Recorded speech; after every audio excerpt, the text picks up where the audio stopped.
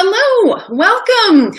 I am Marnie Ginsberg, and I have a helper here today to make a special introduction to some of the core principles that are undergirding Switch It, a key activity that we use in Reading Simplified that is going to be part of the 5-day challenge that we're hosting starting on Sunday.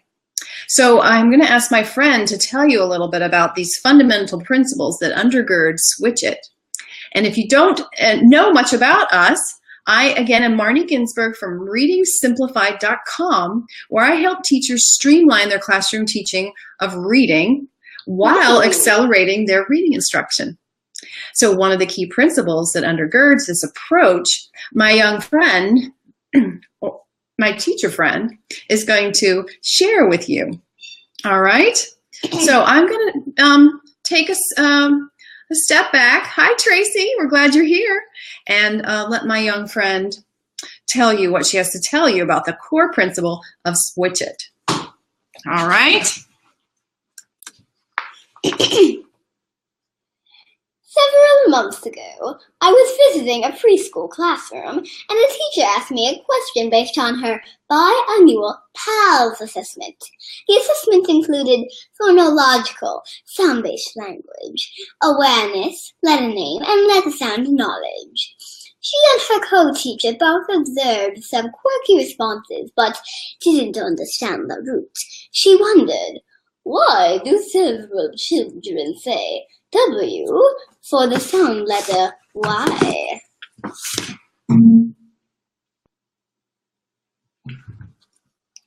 Think about the sounds we say when we say the letter name for Y. How would you have responded to this teacher? Here's the route I took. Those children have first learned the letter name of Y, and they hear the first sound in the letter name Y as in W. They know Or what? Or what? They know sounds are important, but they do not know that sometimes the letter name has nothing to do with the sound the letter usually makes. This scenario reveals a critical problem in the teaching of young children that can be drastically improved if we guide pre-K and early elementary teachers to enter the child's worldview. Pause for a moment and consider what it means that several of the children said "w" for Y.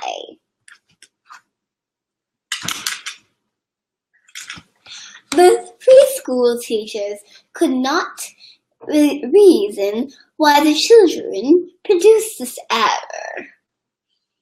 The children, as novice readers, had a worldview centered around sounds. They expected that letters are related to the sounds they heard in words, so they thought about the sounds they heard in the word Y and responded with the first sound in the word Y. On the other hand, the teachers, as adult readers, had a worldview so centered around letters and letter names that both could not even perceive that the first sound in the name of the letter was what triggered the students' responses. Both worldviews are appropriate for their respective stages as readers. Beginning readers need to especially attend to sounds and words and learn how sounds map out into symbols. This is how our reading code works. Letters and letter combinations represent sounds in words. Similarly, mature adult readers have advanced well beyond this close attention in the sounds to the to the sounds in words. They still rely on sound-based decoding to read unusual words, but most of the time they recognize words on sight when they spell. They often think in letter names. Nonetheless, this gap in worldviews is a major problem for contemporary beginning reading instruction. We can begin to resolve the gap between the child and the teacher's worldviews by moving as teachers towards the worldview of the child. Think about the sounds in words. When you coach a student to correct her word reading, don't tell her S or G. Instead, tell her the sound that you missed is S. Indeed, try not to say the letter names and just zero in on the sounds that each letter combinations make. Try it. See if your struggling reader have a decoding breakthrough if you see the world from their view. Wow, thank you very much. That was very enlightening. Oh, so thank you. I think she was trying to explain to us how the key principles undergirding Switch It are all about the sounds and not the letter names. And so we as teachers can avoid saying letter names. Is that right? Yes, as a teacher thing. Mm-hmm. So if you want to learn more about the principles that undergird Switch It, a really awesome activity that solves a ton of reading problems, I encourage you to join our 5-day challenge. It's called Level Up Your Readers in the Next 5 Days. And we're starting this on Sunday, January 22nd at 8 p.m. Eastern Standard Time.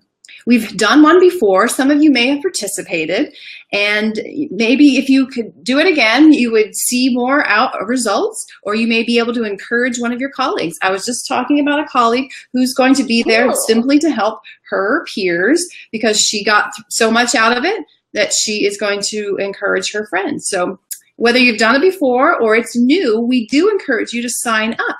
So let me give you a little access to the 5-day challenge. What's going to happen at this 5-day challenge is that I'm going to work with one reader who is behind in her class in reading. I'm just going to work with her for about 5 to 10 minutes on one activity, Switch It. And with this activity, we'll see how she progresses in multiple reading skills. We did this before in November with a kindergarten student, and if you go to readingsimplified.com, you can see how that student accelerated. At the beginning of the 5-day challenge, the student could not manipulate sounds in manipulate sounds in 3-sound CVC words, such as changing the cat to cot or cot to pot. He couldn't do that on Monday. By Friday, he was doing things like changing stomp to stump or stump to slump. That was how much his phonemic awareness and phonemic manipulation and segmenting had advanced. And he also learned about 11 more letter sounds just across that course of that 1 week because of that activity. So I think that you will find it exciting what you can accomplish with Switch It. So please join us for this challenge. Everything you need will be provided for free. We also have a free Facebook group where I'll be commenting and giving you support, and other teachers may cheer you on as well. So hope to see you there, and hope you learned a little bit from my teacher friend. Yes, yes.